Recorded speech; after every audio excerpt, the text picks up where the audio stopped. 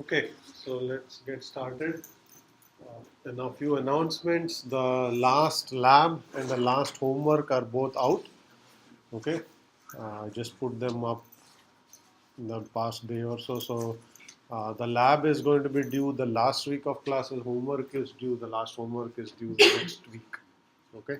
The homework. This homework is a hands-on homework, which basically means you will have to do something, not write answers, but actually go through a sequence of steps, and it is meant to get you familiar with Amazon's EC2 cloud. Okay, what that also means is we will have to give you credentials to access EC2. We are going to give you keys that will allow you to get a machine on EC2 and do something with it. Okay, you can do the homework either as a group or individually. I think it would be preferable to do it individually so that you learn, and we can do it either way. Okay, so we have created enough keys to for each of you, so you can individually do the assignment. Okay, so I will send out a separate note on how to get these credentials soon. Okay, the other announcement was with respect to the final week of classes. It turns out that the registrar's office has scheduled our exam on the very first day of final exam, okay, which is May 1st.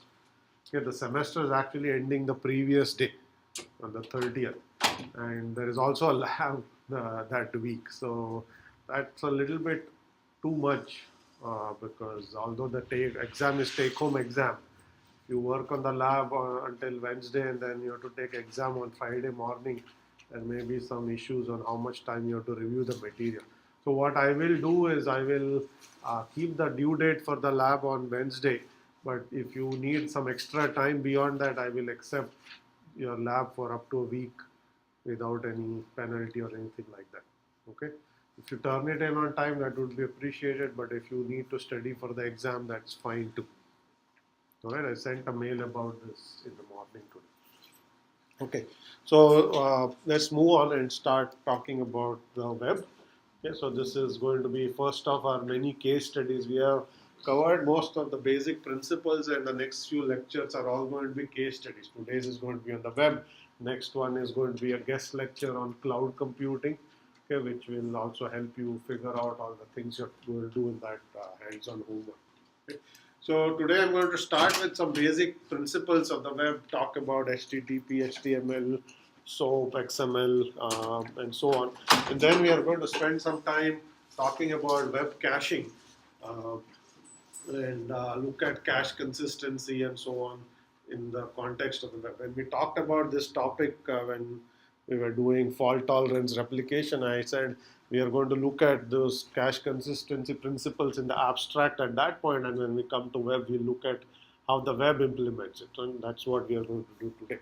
Okay, so let's start with some principles or preliminaries. Okay, you know that the web is essentially a global client-server systems. There are many kinds of clients for web servers. The most common one is a web browser that the user uses. Browser connects to a web server over HTTP protocol. Okay, and it's a request response protocol. Browser send HTTP requests, server send back HTTP responses, and you presumably know that already. Okay, and when the web server receives a request, there are many things it could do. If it's a request for a static HTML page or a static image, you will basically have it stored on the file system. You just retrieve it and reply. If you have multi-tier application or web server, then we will have to do additional processing here, as we will see. Okay, so as far as browsers go, there are many components of a browser, and we were talking about multi-threaded applications. We have looked at a browser. Here is the same picture drawn in a slightly different way. Browsers have become very complex systems now. They are responsible for performing a number of tasks, and the most basic one is still processing requests for web content and then parsing the content and rendering it. So you see there's a user interface that the user sees, okay, where you can see the web page, click on links and so on. There's a browser engine that's responsible for making requests to servers and so on.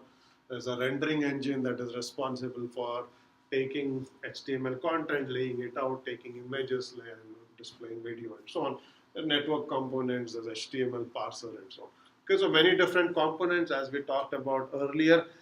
You can use a multi-threaded or a multi-process architecture to implement a typical web browser, okay, which is a web client.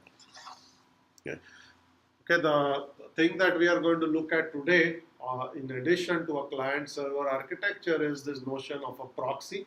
So essentially, you have a client proxy server architecture. Okay, the client sends request not to the main server; it sends it to the proxy server. The proxy server can take this request and do something with it. Okay, proxies are responsible for performing a very large number of tasks depending on the functionality of the proxy. What is shown here is a very simple example where the proxy does what is called protocol translation. Okay? Proxy receives HTTP requests, it translates them into some FTP requests and gets their content and sends it back as an HTML content. This is just one of the many examples of what proxies can do. Okay, today we'll look at proxies that have a cache in them.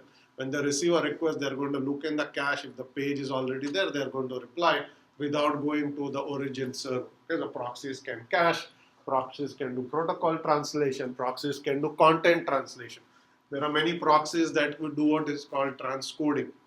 Okay, so if you often request a video file, okay, the video content can be retrieved from the server. Maybe you are a mobile device, okay, you can have a small screen, but the original video may be encoded for a large screen, high definition.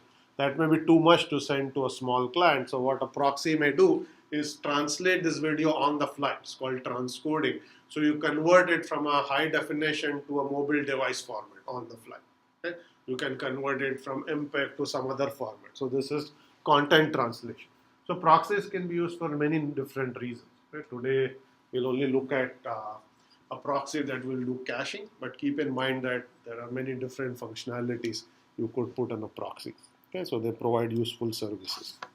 Okay, so that's the proxy. This is the web server picture.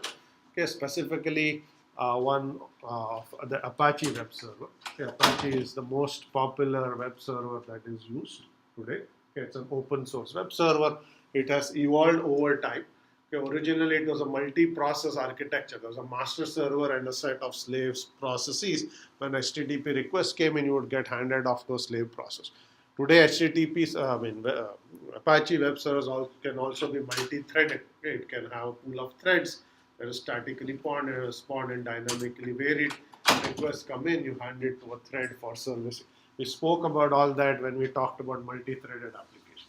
What I want you to focus here is essentially the functionality or the modularity rather of Apache. Okay, the way Apache Web Server is built, it looks like a complicated picture, but essentially what you need to realize is Apache has a number of modules that you can plug into it. The basic architecture is small and compact, and the functionality of Apache can be extended through any number of modules. Okay, if you have actually looked at a config file of an HTTP server, if you have access to any Linux box and you go to /etc/httpd.conf or /etc/apache/something.conf, you will see all the configuration options. And one thing that you will actually notice is there is a very large list of modules that you can insert into Apache and extend its functionality. Okay? The module could do something like it provides functionality for PHP, or it provides functionality for SSL, so you can encrypt all of your connections and so on. Okay? So that's the basic architecture. Okay? So you have an extensible architecture. It is modular. You can extend its functionality by writing a new module, and then you just insert it when the Apache loads, and then that functionality becomes part of Apache's core. So the core is very compact, as you will see.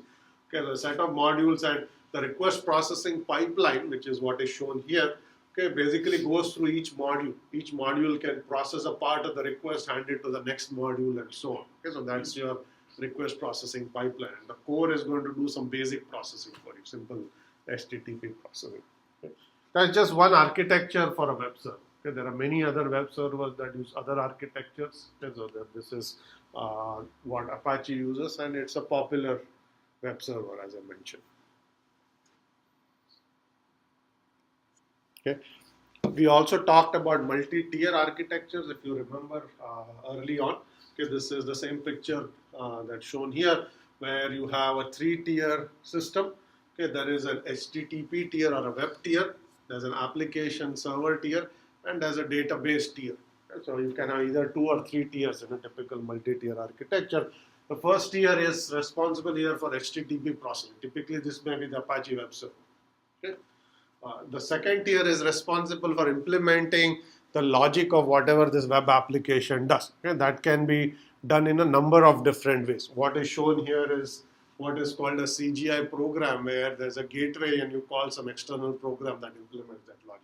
This could be written in PHP, it could be written in Java if you are using Tomcat or J2EE, it could be written in Ruby on Rails or Python, Django. There are a number of different languages and frameworks that you can use to write your application. All of them will be in this part of your architecture. And then you have a database server, which is going to store the content for your web application. Okay, so that is where you may store product catalogs if this is an online store, or it may store user login information. All of that is stored persistently on the database tier. Okay, this is a standard picture for any multi-tier web server. Okay. This is a picture to keep in mind as we discuss quite a few concepts as we go along. This is just a quick refresher to what you probably should know already. Okay. Now let's talk about how to scale up web servers. So here is an example of what is called a web cluster. Okay. In a web cluster, what you will have is your web server is replicated on multiple machines. Okay. When I say web server, this could itself be a multi-tier server. Okay. I've just shown one logical box. It could be as simple as an Apache server that serves static web content, or it could be a multi-tier server, in which case this box actually has 3 components embedded in it. It's just a logical box. But regardless of what it is, what you will see is that this server is replicated on multiple nodes, okay, on a LAN. Okay. There's often what is called a front-end node or a dispatcher node that sits in front of these web servers. Okay. Clients typically see the address of this front-end node. Okay, so a web browser will typically connect to this front-end node and send off an HTTP request. Okay, then it's the job of the front-end node to forward that request to one of these replicas, okay, which will then process that request, construct a response, and that response will be sent back to the front-end nodes, and then it's sent back to the client. Okay. So these nodes are going to sit behind a dispatcher. Okay, and this dispatcher will have to implement things like load balancing. Okay, it will need to figure out what's the load. All these requests that are coming in are essentially getting split across multiple servers. Okay, so you have to implement load balancing. You may have to implement more complex tasks like session semantics. If a browser has previously sent a request and it was, let's say, handled by a certain replica, any subsequent request may be highly desirable to send it to the same replica. Okay? Because that replica may keep state of the session. So let's say you go to a store and you put some item in a shopping cart. Okay?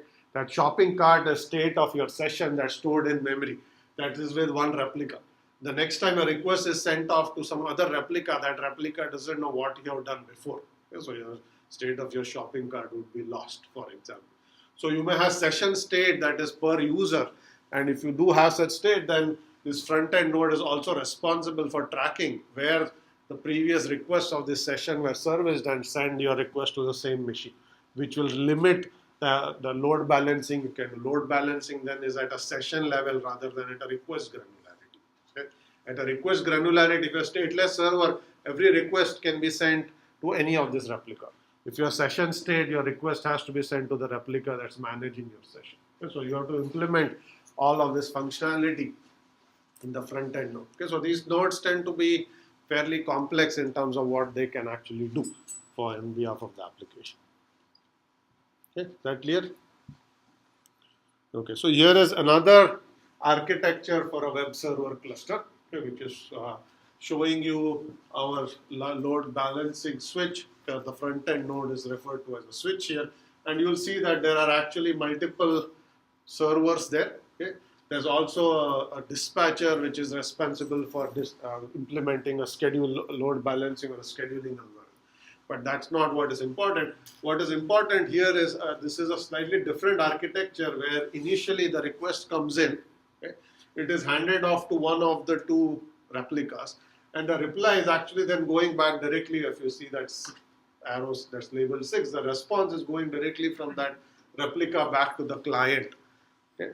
So in this architecture, the presence of these replicas is visible to the clients. Client initially connects to the main server, the main URL, which is the switch, and then it gets forwarded to one of these nodes, and all subsequent communication is with those nodes. Okay. In the previous case, the presence of those servers is hidden from the client. You can have n nodes, but you never see them. Okay. Only thing you see is a front-end node. You always send your requests here. Transparently, those requests are forwarded to one of these nodes in the replica. Response is generated and it comes back to you. Okay, so you do not know that there is even multiple replicas in the system. You only see, or it looks to you as if the web server is running here because your browser is only connected here. You actually don't even know, or you cannot directly connect to the replicas. Okay. In this architecture, the second architecture, that is not the case. Okay. Essentially, when you connect, you are going to be redirected to some other server, and then your session is established with that server. All communication goes through that server. Okay. And you will see this often, depends on if you actually notice the URL when you connect to a site. Sometimes you type in a URL and that URL in the browser changes automatically. That's because you're getting redirected to some other node.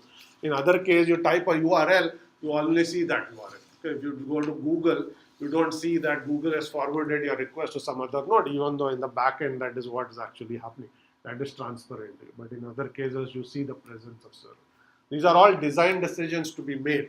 Okay, do you want to expose the presence of replicas? Do you want to hide the presence of replicas? If you expose them, the switch is no longer a bottleneck. Initially, the request comes in, you get forwarded somewhere.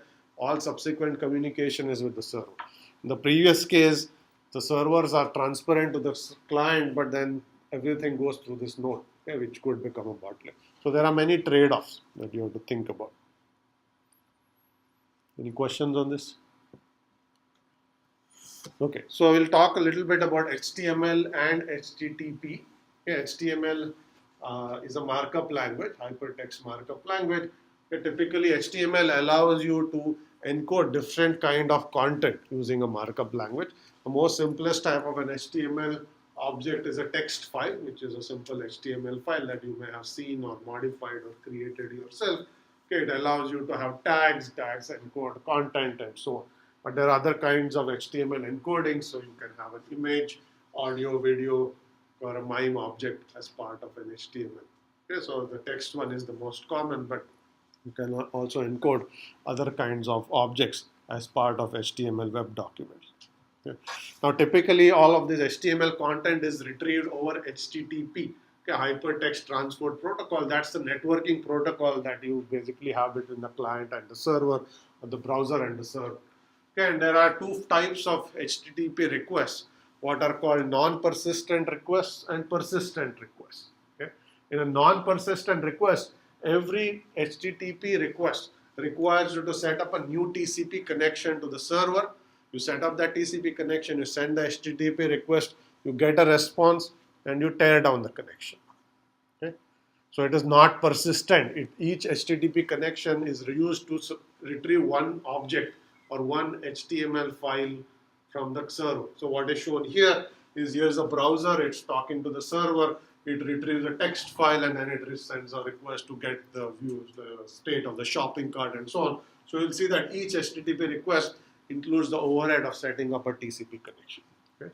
The first version of HTTP, which was called HTTP 1.0, only supported non-persistent connection. And then they realized that this is very wasteful.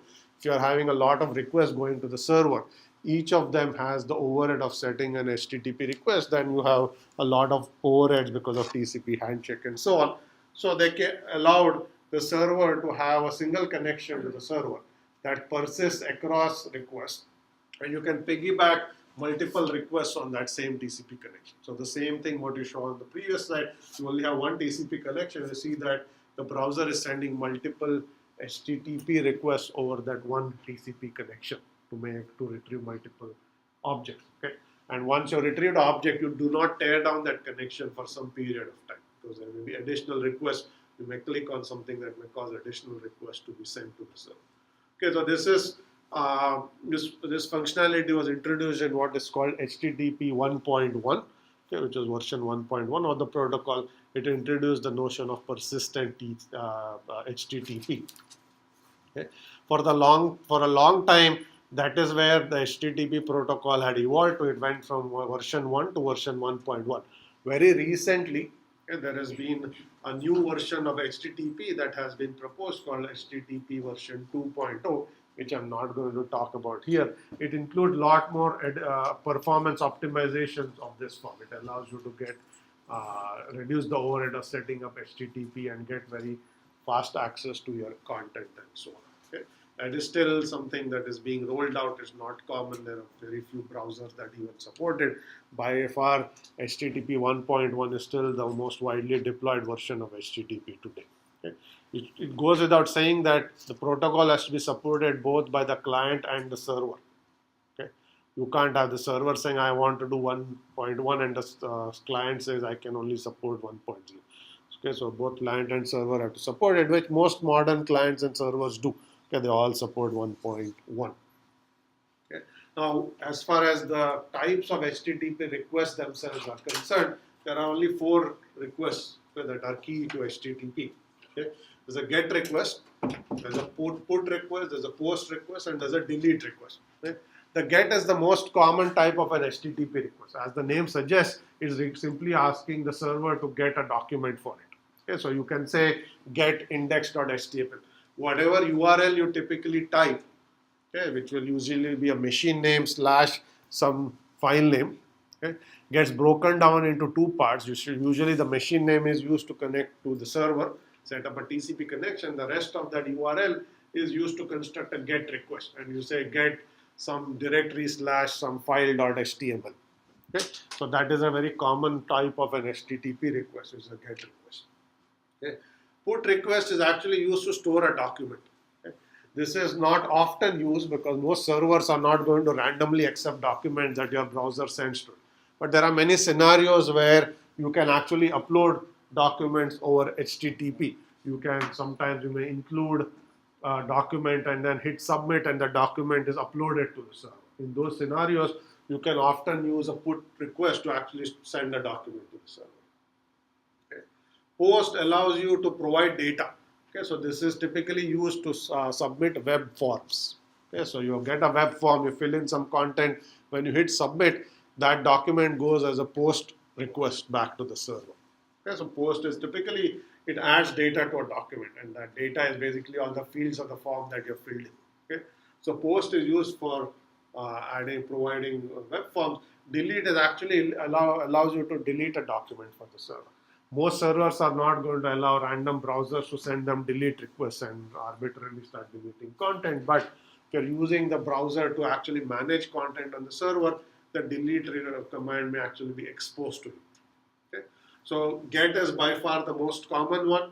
Put allows you to upload documents under certain scenarios. POST is used to submit web form. Delete is to delete documents. Okay, so these are the most common types of HTTP requests your browser will make to the server. Okay.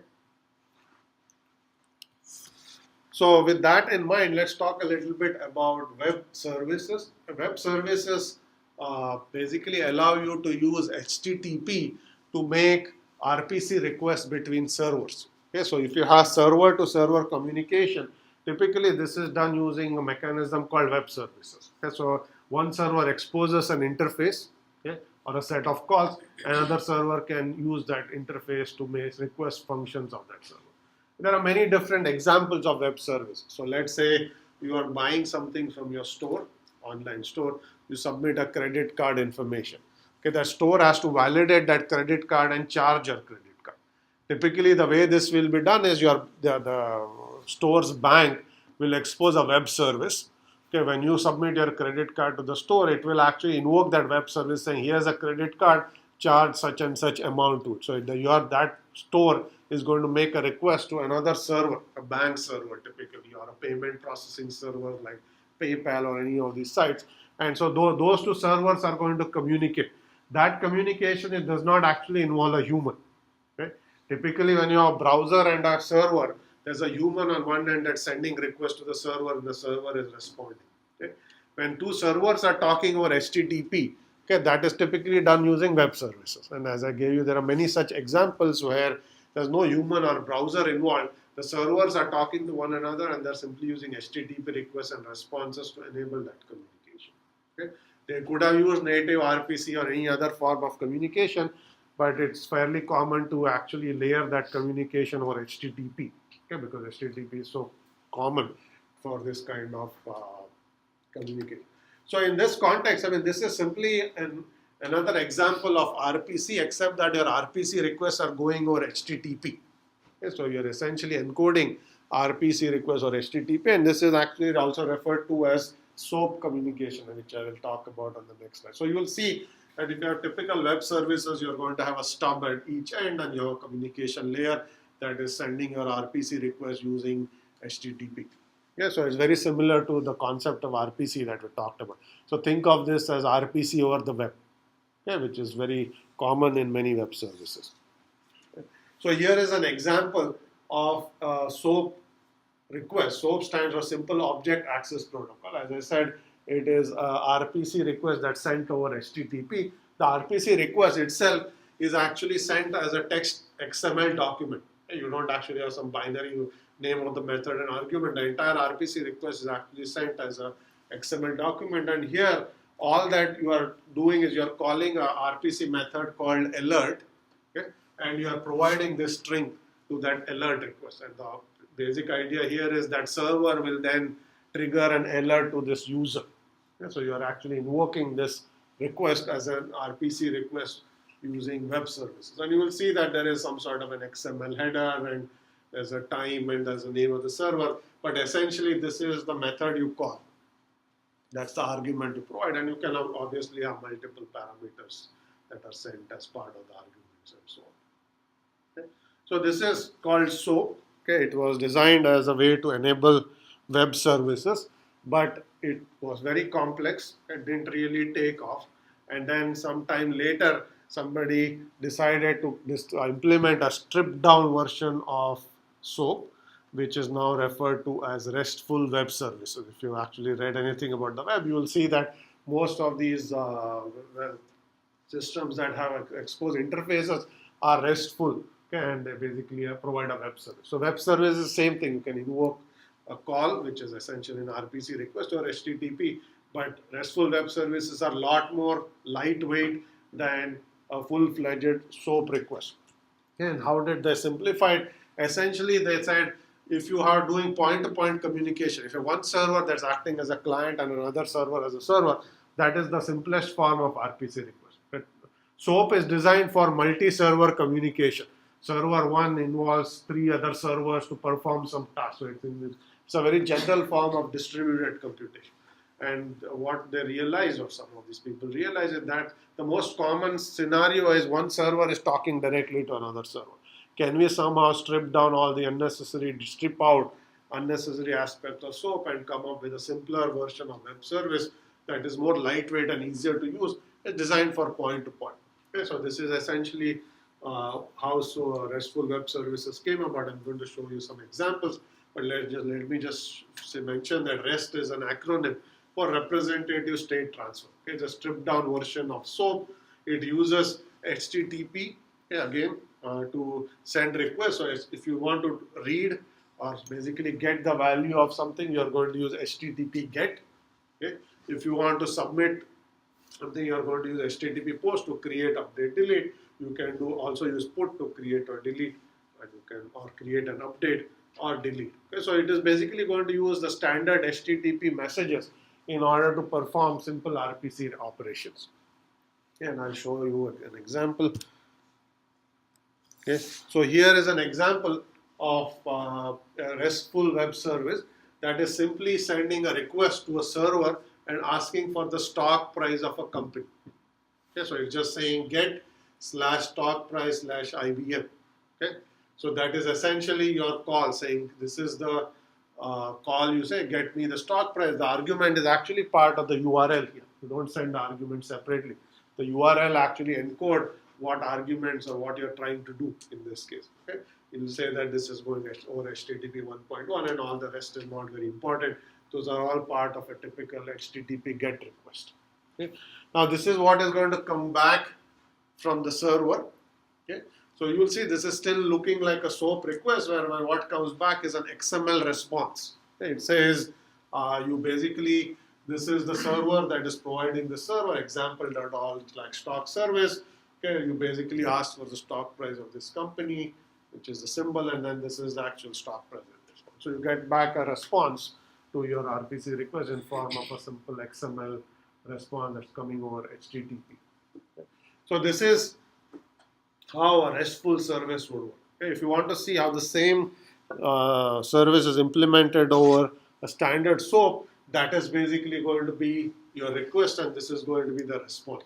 The response is not very different. It's still saying here is the price and that's the request. But what is different here is the way the RPC request is sent. In this case, the argument is sent separately.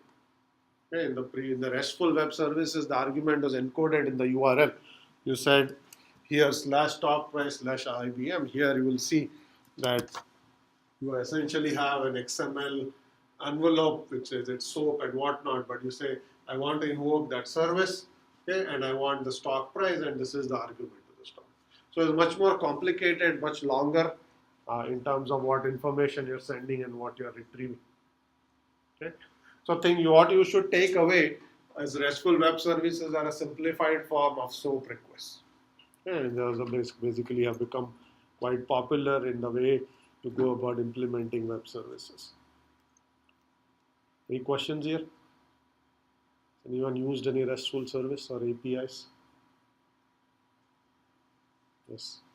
So if you actually look at Google or Yahoo, all of the interfaces they expose are similar. Okay, you will have Google Maps API, and you can actually use Google Search Engine API. You can use a number of these APIs that all look like this. You are going to actually make a request and then get back a response. Okay? And you're using HTTP to make requests and get responses. So essentially, this is all RPC is going over HTTP. Okay. So here is a quick comparison of SOAP, how it was designed, and RESTful Web Services, what has actually become quite popular. So SOAP was designed to be language, platform, and transport agnostic. It said, I'm not going to worry about is this written in you're using XML, okay, and making RPC request, but what you implement on the client and the server was independent, okay, agnostic to it. It's also transport agnostic. What network protocol you use to send this request and response is also agnostic. Okay, RESTful Web Services are only language and platform agnostic. They are not transport agnostic because they are actually going over HTTP. SOAP doesn't require you to go over HTTP. That's a common way to implement a SOAP communication, but it's not required. Okay? In RESTful Web Services, you know that you're going to do this for HTTP. So it's not transport agnostic, but language you can use whatever you want. You can implement your server in PHP, Python, Ruby on Rails, any language that you care about, Java, and so on. Okay? SOAP was designed for general distributed computing, which means multiple servers could all communicate with one another to implement a task. Okay, RESTful Web Services is point-to-point. One client, one server. Client is another server, but that server is acting as a client making a request to second server. So two servers talking to one another is the most common case here. No intermediaries. Here you could have many servers that are participating to perform a certain task. Okay? In SOAP, there are many standards. There is Web Service Definition Language, which is IDL to write SOAP services. There is UDDI, that's a directory service that allows you to look up which are servers. All of the concepts we talked about in RPCs. IDL is interface definitions, using a directory or a naming service. All of those are defined as part of the standards. Okay. RESTful Web Services, there is nothing like that. All they have defined is interface. Okay, and then you can do whatever you want. Okay, so essentially, it's roll your own. Okay, there are no standards here. You can write a RESTful web service, whatever language, and you can make appropriate decisions. There are no standards you have to actually rely on or adhere to. Okay, there's built-in error handling and extensible and whatnot. This one is built to be lightweight and simple. Okay, You can learn quickly, you can write. There are libraries that allow you to build web services very, very quickly. Okay, so things like Ruby on Rails, Django, all of them actually are RESTful in some shape or form. You can quickly write your application. Okay. I already said it's tied to HTTP layer. And that's why it's not transport agnostic. Okay. This one is meant to be more heavyweight. So there are SOAP services. I don't mean to say nobody uses SOAP, but by and large, RESTful web services are basically what have become a lot more popular because they are simpler to use and easier to deploy. Okay. Okay. So with that background, so all of that was background: HTTP, HTML, XML, RPCs, and whatnot. For the rest of the class, we are going to talk about this case study on web proxy caching. Okay, how is caching done in the web? What kinds of cache consistency techniques are used, and so on. Okay, so this is the picture to keep in mind. It's a more complicated picture that simply says that there is going to be the browser is coming. Okay, so there's a browser here on the client, okay, and there is a server there, okay, and there are proxies sitting in between the server and the client. And the assumption is now you have, instead of a client-server architecture, client-proxy-server architecture. Clients are going to first talk to proxies, and proxies may be able to handle the request themselves or have to go to the server. And we are specifically going to look at proxies that are going to cache. As I said, proxies can do various things. All of these web proxies have a cache on them. Okay? They are going to cache content, okay, of previously accessed web documents. New HTTP request comes in. You see, do I already have the HTML page or the image cached? If so, I'm going to return that from the proxy itself. Okay? And then I don't have to go to a server. If not, you go to a server. Okay, so before we go about talking about this, and with same picture here, which is showing rather than a browser and server, you have browser proxy server. So let's ask, why do this at all? What does proxies give us? Okay, why are we putting a proxy in between the client and the server? Why not just have this browser go directly to the server? This reduces latency. Okay, so it can reduce latency. That's the first advantage. If the proxy is closer to the client than a server, the server is far off, you deploy a proxy nearby. Okay, and if you have a cache hit, the document you are trying to access is already in the cache, then you are going to get that document much faster than going to a far off server. Okay, so you could get better performance. That's one. Any other things you can think of? Yes? Load time. Okay, so you can reduce load on the server. Okay? If your proxies absorb a certain portion of the load, those requests never make it to the server. So the actual load that the server sees is much lower because the proxies have absorbed some of these two loads, some of the requests. Okay? And eventually, at the end of this discussion, we are going to get to content distribution networks, and the reason they exist are precisely these two things: that they can give lower latency and they can take load of very popular web services, because some of these web services have request rates of hundreds of thousands of requests every second coming in. Okay, that's a very high load. You'll have to deploy lots of servers to do that. If proxies can take some of that load off, it reduces the burden of the server. So those are the reasons to do it. Now, having said that, there are lots of issues you have to deal with respect. The most important one of them is consistency. Okay? So what does that mean? Web pages are going to be updated over time. Okay? Different pages have different rates of update. Okay? Some you create a web page, maybe you're lazy, you never update it. Okay? There are other services where the web page gets updated very frequently. So think of a newspaper website or a news organization website. They will often have things like a breaking news or a recent news which may get updated frequently, every few minutes. There are other web pages that may not get updated frequently at all, once a week, once a month, or some such thing. So there are different web pages have different popularities. Okay? So different update frequencies, and regardless of what its popularity is, once a page has changed, if the cache holds the old version of the page and you use that old version to service a client is going to see stale content. Okay? I go ask for a page, you give me yesterday's news, I am not happy as a user.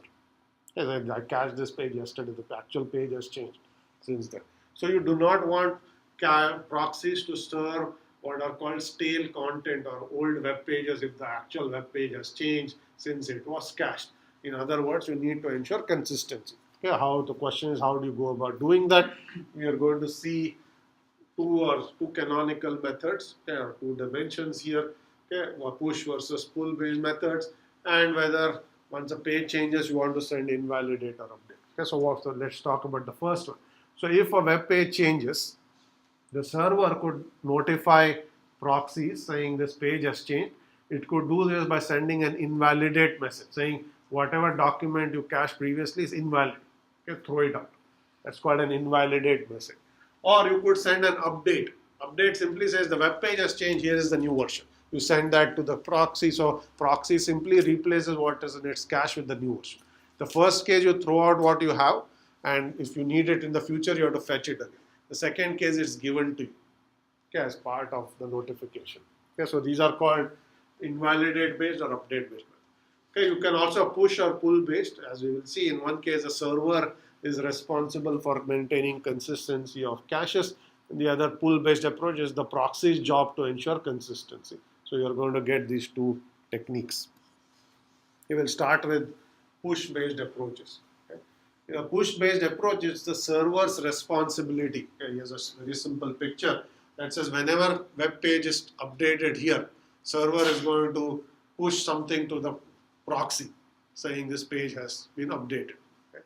The push could either be an invalidate message or an update message. Okay, at this point, we are not going to worry about what you are pushing. You have to tell the proxy somehow something has changed. Okay. But as you can imagine, a push-based approach is going to be a stateful approach. Okay. The server has to keep track of every proxy that has requested any content from it. Okay, which proxy has which web pages? You may cache 100 web pages. If proxy 1 has requested page 5 and proxy 2 has requested page 10, you need to keep track of this. Their IP addresses, what pages are changed, and so on. Anytime any of those web pages change, you have to see which are there caches out there that are caching any of this, caching this page. If so, you have to push a notification or update to that cache.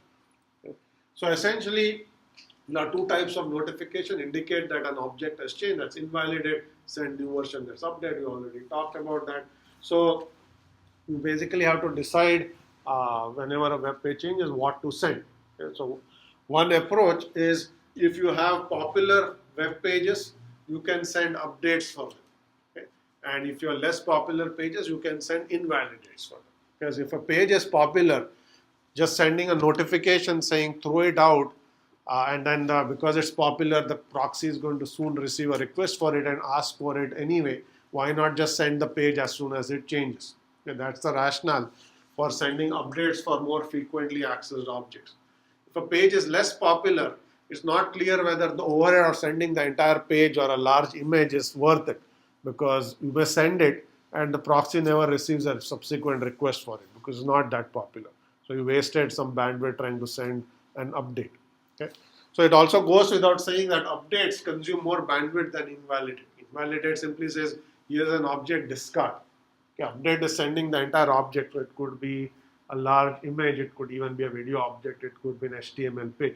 Okay, but you are going to send a lot more bytes in all of these cases than sending an invalidate. Okay, so the question is, when is it worth it to send an update or an invalidate? Simplest answer is the page is popular or the object is popular, it is probably worth it to send the object, it's the new version of the object. If not, send an invalidate. Is that clear? Any questions here? So we are going to keep building up. So if it's not clear, this is a good time to ask questions. So advantages of a push-based approach is consistency guarantees are tighter. Okay? As soon as the web page changes, the server knows when web pages are changing because it's the one hosting the content. So as soon as the page changes, it can send notifications or updates to the proxy.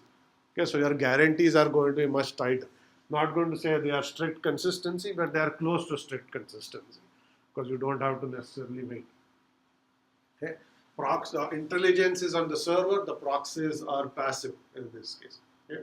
Disadvantage is that the server okay, is stateful, okay, which is a problem because HTTP is designed to be a stateless protocol. Okay, so you made the server stateful, so you will need other mechanisms other than HTTP to keep this state and send either notifications or updates to servers. The other problem is the state may have to be kept indefinitely. Okay? Once a proxy has requested some content from you, okay, you have to keep track of that proxy's IP address, and for as long as the proxy keeps that page in its cache, you are forced to send it notifications so that it doesn't have stale content. So this state, they have to be kept for long periods of time, okay, which is another disadvantage. And think about a popular web server. There are lots and lots of proxies out there. You have to keep track of all of their IP addresses, and for each IP address, what are all the pages they have requested from you and cached. So that state can keep growing. So there's quite a bit of state, and you have to keep track of that state for long periods. So those are all disadvantages. Okay. So here is the other approach, which is pull based. Okay. Question related to SOAP and RESTful. Okay. So apart, if the service requires HTTP, then you go for RESTful. But apart from this concept, is there any other thing because of this developer would opt for SOAP and not for RESTful? So both SOAP and RESTful can work over HTTP. SOAP is transport independent, which means you can also use HTTP or any other protocol. Okay. SOAP, as I said, is just more heavyweight. If you are doing point to point, which means there are only two servers that are talking to one another without involving any third parties. Okay, RESTful is a simpler way to implement your functionality. Okay, SOAP can do the same thing. Okay, think of the difference between having a Swiss Army knife and a knife. If you just need a knife, you can use a Swiss Army knife. There are lots of other things that you don't use, but you can just make do with a simpler tool. It's the same thing. Right? If you have a scenario where your service requires multiple entities to communicate, saying this server needs to talk to 3 other servers in order to service this request, SOAP is a better approach because it allows you to have multi-party communication, or request goes here, that request, part of that request gets serviced by some other server and so on. Okay, if you have a complicated setup like that, SOAP is a better approach. If you just have a scenario where you make a request to the server just has to go to a third server, get something back. RESTful Web Services are a much simpler way to implement that task. Okay, so that's really the difference between the two. Yes, Sundar. So from the client's point of view, a proxy and a server. So what's the difference? So only the proxy is less data and it's faster. From the client's point of view, what is the difference between the proxy and the server? That's your question, right? So from a client's point of view, there is actually no difference. Instead of contacting the server, it's simply contacting a proxy. Okay? The proxy looks like a server tool. Okay? So it doesn't actually know that's not a server. And having said that, there are different ways you will configure a proxy. Okay? So if you go to your web browser and look in the settings, okay, you will see that there's an explicit way to set a proxy. You can say, anytime I make any request through this browser, first send it to this proxy, and you can put an address of a proxy.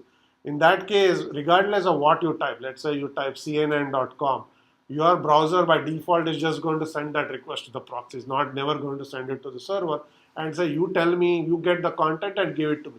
Whether it comes from the cache or it comes from the server, it's your job. Right? That's explicit proxy. There are also transparent or implicit proxies where you don't set this proxy in the browser. The browser actually sends a request to the actual server. Okay, but what happens is somewhere in the network there's a proxy sitting there that looking actively at packets that are going and say, here's an HTTP request. Maybe I should try to service it. Okay, and then you basically grab that request while it's on its way to the server, service it, and so. In that case, your server browser doesn't even know that there was a proxy that serviced the request. It's transparent to it. Okay? So it may or may not be transparent. But regardless, from the browser's perspective, this is an entity that speaks HTTP. It's giving you the content you asked for. That's all. Okay? Yes? Can interactive web pages use proxy in which you have to log in bank account? Okay. Question is, can interactive or more precise way of saying, can dynamic web pages use proxy? So proxies, I will come to that. Proxies were designed mostly for static web content. Okay, when you have dynamic content where you are sending a request that requires computation to produce a response, it is often more challenging because you don't know exactly what the response is going to be. You cannot use logins from proxies, for example. Proxy is not going to cache your password and say, oh, by the way, I'll just reuse it. So all of that doesn't go through proxies. They have to go to servers. Okay, but any large content, images, video content, all of them take a lot of bits. Those are often serviced through proxies. Okay, yes. In case of sending an invalidate or an update, how does the server know which web page is popular? Okay, that's a good question. The question is, how does the server know which web page is popular? I'll come to that when we talk a little more. Okay, so at the moment you may not know. The server has to figure all that out. Okay, then how to do that is a separate question. I haven't gotten to, but we will get to in just a little bit. Okay, are there any other questions? Yes. The proxy and the web server are communicating using web services. Proxy and the web server, no. In this case, the proxy and the web server use simple HTTP. You are not using any RESTful web service, none of that. Okay, so that is meant for more complex tasks. Here you are just asking for HTTP, give me this web page. Okay, proxy is just sitting in between. If it doesn't get it, it will basically act like a browser and forward the same request to the server. So if the same request goes, you are not actually going to implement any web service for this. Okay, so a pull-based approach is the other way to do this. Here, it's the job of the proxy to figure out how to maintain consistency. Okay? Server is not going to do anything. It's a simple HTTP server. Okay? Whether web pages change, it's not going to do anything and tell the proxy. So now it's the job of the proxy to, if you have some web page cached from a server, it's the job of the proxy to periodically go and ask the server, has this web page changed? Okay, the server can say yes or no. Okay? This can be actually done using what is called conditional get. Okay? The HTTP request has what I called a get method.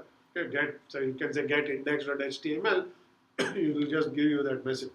That you can actually do what's called a conditional get, which says you can include an if modified since field in your get message. So you say get index.html if modified since yesterday noon. Okay, then what the server will do is see what was the last modification time of this page. If it is newer than noon, then it will send it. Otherwise, it will say okay, meaning the page hasn't changed. Okay?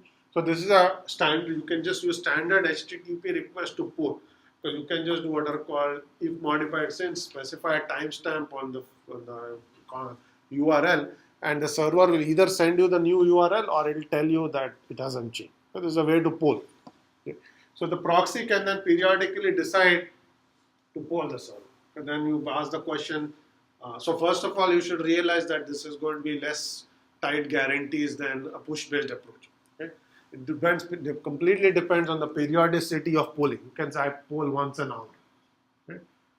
If the page has changed, until the next time you poll, you have an old version of the page and you are going to start serving stale content until the next poll. Okay. So you can make the poll period as small or as large as you want. You can poll once a minute, once an hour, once a day. But whatever the poll frequency is, if the page changes between two polls, until the next poll, you are going to have a stale content in your cache. Okay, so any pull-based approaches will have less tight guarantees in terms of whether you have stale content until the next poll message. That's the first thing to keep in mind. Okay, then the second question you can ask is, how are you going to decide this polling frequency? Okay, that's an important question because if you say, I want to give my user the most fresh content, I'm going to start polling every second for every page I cache. That's going to impose a very heavy burden on all the servers. Okay? You may get a request once an hour and you are polling once a second. It makes no sense at all. It defeats the purpose of putting the proxy and increases the load on the server. Okay? So you have to somehow decide the polling frequency in a reasonable way. There are many ways to do this. One is when the server sends you a page as part of your HTTP request, you can specify a time to live value, okay, which is like an expiration time on the page. Okay. So the server can specify expiration time. Okay. So this basically says that very likely the page is going to remain fresh until this expiration time. So the proxy can use that as a hint to say, I got this page, it has an expiration time of 6 hours, so I'm going to poll when the page expires. Okay, so you can simply use the server provided time to live or TTL values to poll the server. Okay. Now realize that the server can't guarantee you that the page is not going to change before the expiration time. That is up to the user. Okay, user can update his or her web page whenever they want. What the server has told the proxy is of no concern to the user. You can't, server is not going to tell, I told the proxy is going to change in 6 hours, so I can't let you change your web page. That doesn't work, right? So this is simply a guess on part of the server saying how likely is it or when is the page likely to change next, and based on that educated guess, it can provide a hint in the form of a TTL value. That's not a guarantee. Okay, but if you provide that guess well, the proxy's job is simpler, that it can just use that value. Okay, so this is one way by which you can decide. As you can see, there are no guarantees, all weak forms of guarantees. Okay, so you can actually get in pool-based approaches stale content, but we will see how to make that better. Okay, so one question you can ask is, forget the server providing any guarantees. Okay, or no, not guarantees, expiration time. Can the proxy make an intelligent guess on how frequently to poll? Okay. So how could you potentially do that? Okay. So to do this, let's assume that there are a certain average rate of updates to a page.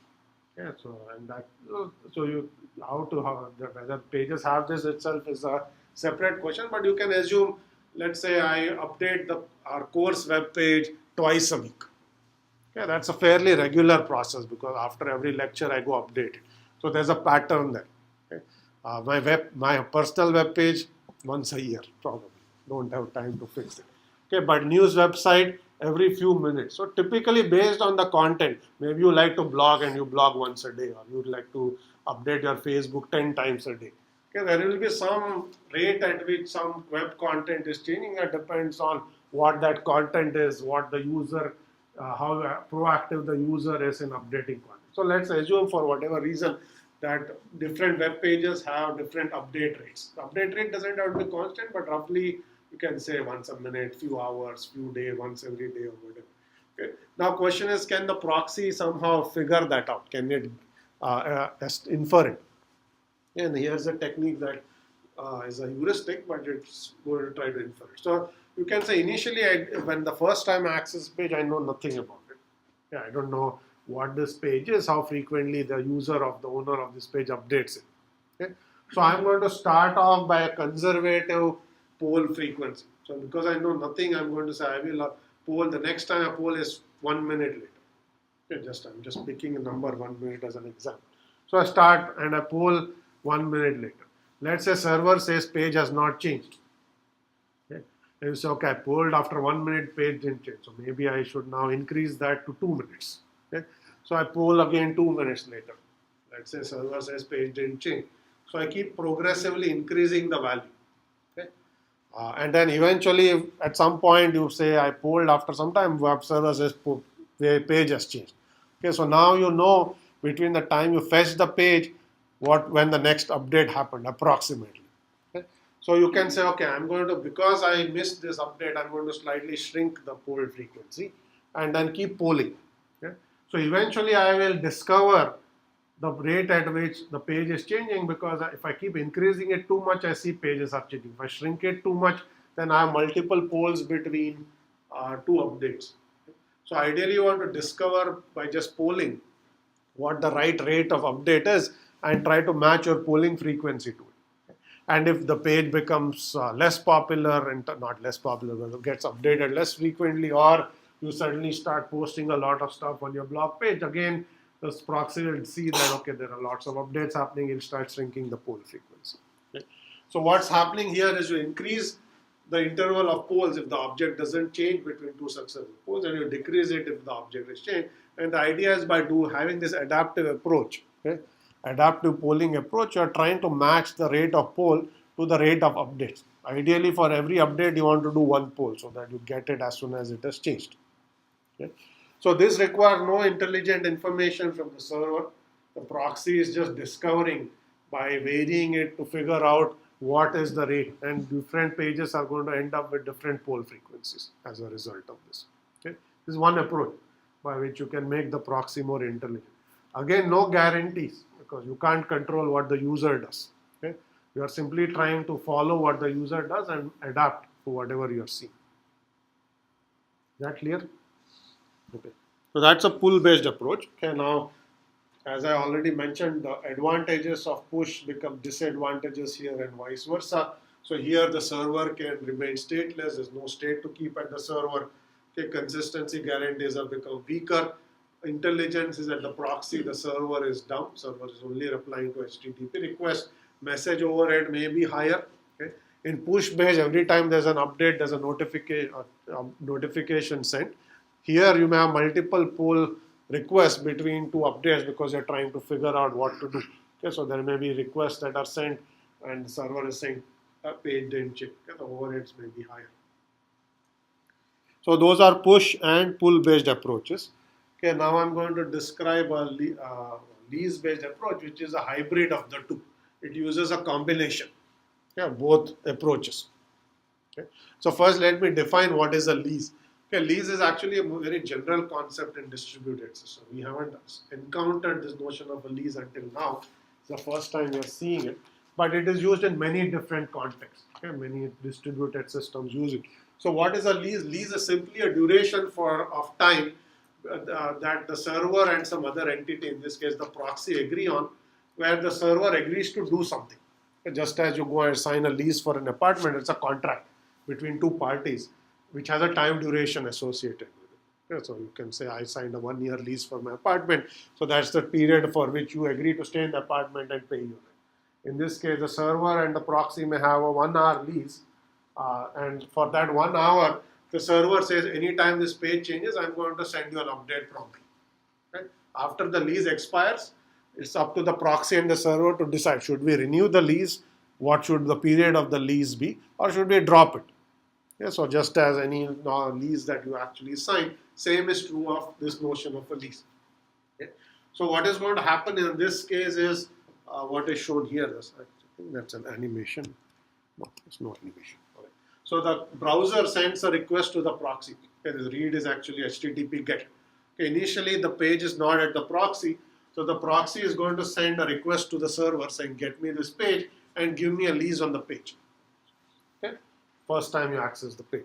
Okay, so the server is going to send a reply and say, okay, you have whatever, some 1 hour or 5 hours, some lease, and for that duration, if the page is going to change, I am going to push updates. Okay, so over the duration of the lease, this is a push-based approach. Server agrees to push updates to it. Okay, and in that period, as you will see, any invalidates or updates are sent to, so that you are never going to see stale content. Lease expires, proxy can see, is it worth renewing the lease? Did I actually see requests from other clients for this content? If nobody has accessed this page since the first time it was accessed, it's not likely, it's a one-off page. Nobody else is interested in it. There's no reason to renew the lease and make the server do extra work. Say, let's let the lease expire. But on the other hand, if lots of requests come for this page subsequently, this proxy can say this seems to be a popular page. There are lots of requests. Okay, let's renew the lease because it makes sense to receive updates so that you don't send stale content. Okay, so now you can make this decision based on the popularity of the page. And you can track the request because the proxy is seeing the request, so you can track and figure out what the page should, whether you should renew it or not. Okay, so this is a hybrid approach where while there is a lease that is valid, you are going to see push.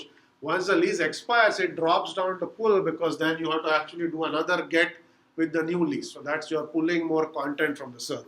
Okay? So you are basically combined a push and a pull based approach. Okay? And more interestingly, if you give an infinite duration lease, if the lease duration is infinity, this becomes a pure push based approach because it says I'm going to push forever. Okay? If you give a 0 duration lease, this is a pull-based approach because the lease expires as soon as you're done, and it's the proxy's job to actually ask for the next request. Okay, so essentially by controlling the duration, you have gotten a hybrid approach that can be made to look like a pull-based by giving short leases or a push-based by giving longer leases. Okay, so There are other ways. Now there are other design technique characteristics that we have to think about, which is how is the server deciding how long the lease should be. Yeah, I just simply said when you requested you're going to get a lease and you just picked an hour. Okay, should it be 1 hour, 10 hours, 1 minute? How, that's a server's responsibility. How should the server decide that? Okay. Again, there are many things you can use to figure that out. You can say age-based leases. Okay. If the object is changing more frequently, age is the time that has elapsed since the previous update to the object. Okay, a page that has been changed recently will have a shorter age, okay, as opposed to page that has not changed. Okay, so that's the age of a object or age of a file. So if objects are having short ages, meaning they are updated frequently, you can say this object seems to have frequent updates. So let's give it a longer lease because I may have to send more, I may have to do more work and push updates to one policy. Okay. You could do renewal frequency based policy. If lots of proxies are renewing their requests, this indicates to the server that the page is popular at the proxy. Okay, that was a question that was asked earlier. How do you know the popularity? If every proxy says, no, I think I see lots of requests, I'm going to renew my lease, that's a hint to you that the page is popular. Because remember that the server itself is not actually seeing the requests. Requests are being absorbed by the proxies. So you cannot directly estimate the popularity of a page. If all requests came to you, you know the request rate for the page. If all the requests are coming to the proxies, you don't see anything. You only see leases, lease requests. So you can see based on how frequently the lease is being renewed, whether the page is popular. If it looks more popular, it seems like it's worth it to give longer leases and make the job of the proxies easier. Okay, that's renewal based. You can also do load based. The server is heavily loaded. You can say all of this leases is all state. Okay, so I'm going to age my state out faster by giving shorter leases because load is high. I'll give short leases. Once the lease expires, I don't need to send anything to this proxy anymore. So the state that I have to keep shrinks. Okay, so I can control the amount of state based on any of these metrics. Okay. So these are just examples of how you can set the lease duration. Of course, the server can use any other approach as well. Okay. So we have looked at push-based approach, which gives you tighter consistency. Pull-based approach that gives you weak consistency. We saw in the pull-based approach how to make the proxy smart and figure out how to what rate to pull. That depends on how frequently the page is changing. And then we looked at leases, which will combine both of these into a hybrid approach. And as I said, this notion of a lease arises in many other contexts as well. Here we are using it for consistency. It's a contract between the proxy and the server to ensure consistency of the page for a given duration. But you can use it for other things as well. Any questions on this? Okay, so now I'm going to talk about, we have about a few minutes left. I'm going to talk about cooperative caching, which is how proxies can work together with one another to make the job of the server even easier. Okay, so in this case, so this is referred to as cooperative caching. Okay, so what happens in a cooperative cache is when the proxy receives a request, okay, if that requested page is not in its cache, okay, rather than asking the server for the page, you ask another proxy for the page. Okay, so essentially what has happened is proxies are pooling their cache so that it makes it look like one larger logical cache. If I don't have it, some other nearby proxy has it, I'm going to ask a nearby proxy rather than going to the server. Okay.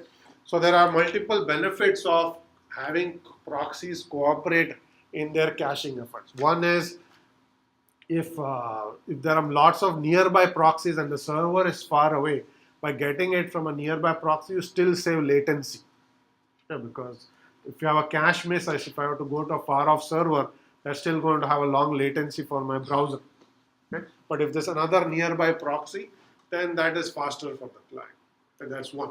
Okay, the effective cache hit rate is going to increase because my local misses may not have to require me to go to the server.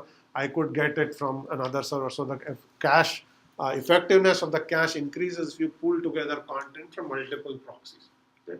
So that is the rationale why proxies can cooperate and act as a larger system of cooperative caching. Okay, so I'm going to show you a picture of how this works. So, so in this picture, you can arrange your proxies in the form of a hierarchy. Okay? You can have arbitrary hierarchy, but we have seen here are 4 proxies. So that's a server. Okay? Up there, these things here, the blue things are clients. Okay? Here are 4 proxy nodes. These are, and we have a 1-level hierarchy. There's 1 root, okay, 1 parent, and 3 leaf nodes. Okay? So what is going to happen is you're going to send a request. The request is a local hit, which means the content is there. There's nothing to do. You send the request.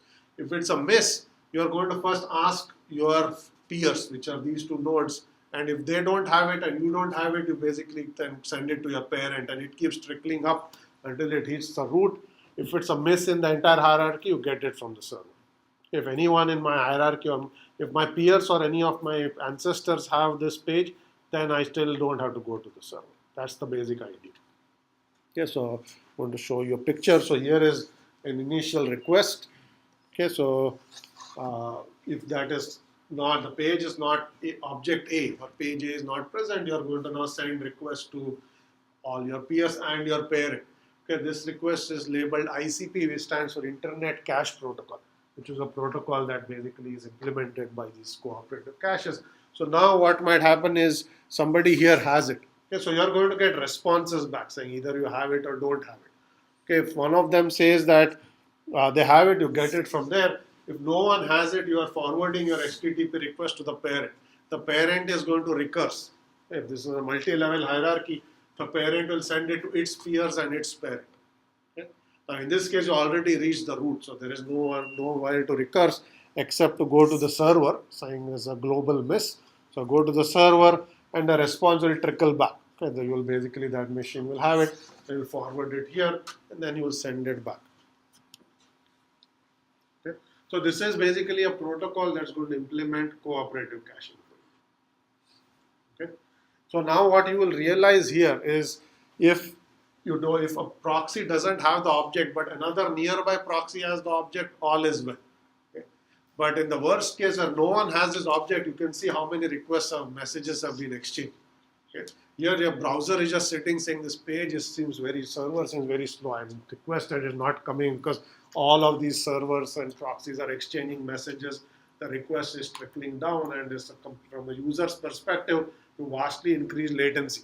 User may just give up and say, this server seems to be dead or some such thing. Okay?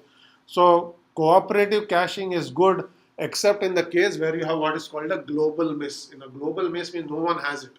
Okay? So the request is trickling up is going to require a long latency. It would have been much cheaper or faster for the server to have directly gone to this far off server. Okay? Because this is going to take a lot longer than just going to the server. Okay? So how can you optimize the performance of a global miss?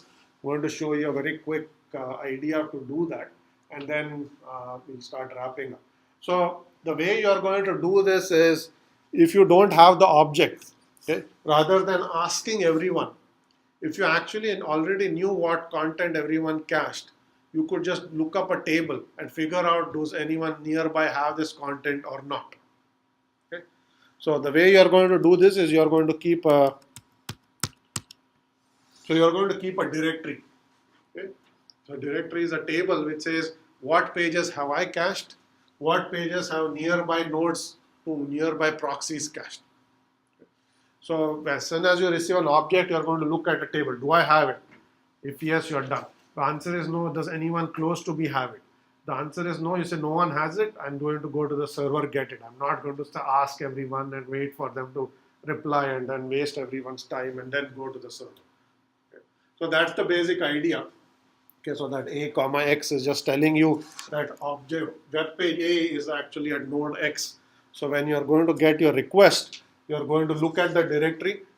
Since you see that X has it, you just go to X and get it. Okay, and you are done. If this entry is missing, which means A is not cached anywhere in the system, you are just going to go to the server. So global miss is now much faster to handle. Okay, so lookup is always local. You don't have to send messages to others to ask what they have and don't have. Okay, hit is at most 2 hops. Either you have it, somebody close to you have it. So in 2 hops, you got the content. Okay, miss is also at most 2 hops. Okay, you basically don't see it here. Okay, you can ask someone and maybe they have deleted it for whatever reason. So that in that case you have 2 hops. Otherwise you just have 1 hop. You don't see nobody has it. You go to the server. Okay, you are done. So this is going to use cooperative caching, but keep extra metadata, which is a directory of what everyone has or a table to speed up performance. Okay, so cooperative caching with faster performance. Okay, so here is the global miss case where you go ask for B, nobody has it, you get it on the server, you're done. Okay. So we have a minute left. I'm going to quickly talk about CDNs and wrap up. So CDNs are a network that implement a set of cooperative caches that are built like this hierarchy. Okay, CDNs are commercial services that companies run this global network of caches. There's a company called Akamai that has tens of thousands of these proxy caches deployed all over the world. Okay. These caches are going to serve content. Typically, they're used to serve heavy-duty content like large images, video files, which are popular and they have a lot of capacity to serve so that the server does not get overloaded. Okay. So, content distribution networks take this notion of proxy caching, implement a large network of these caches, and I'm going to show you an example here. So you have your origin server there, you have lots of CDN servers which are essentially proxy caches everywhere. Whenever a browser makes a request, you see is there a nearby proxy. So you just send it there, you get the content, you're done. Okay. This is done through DNS. You do not have to in your browser actually say that I have to go to a proxy always.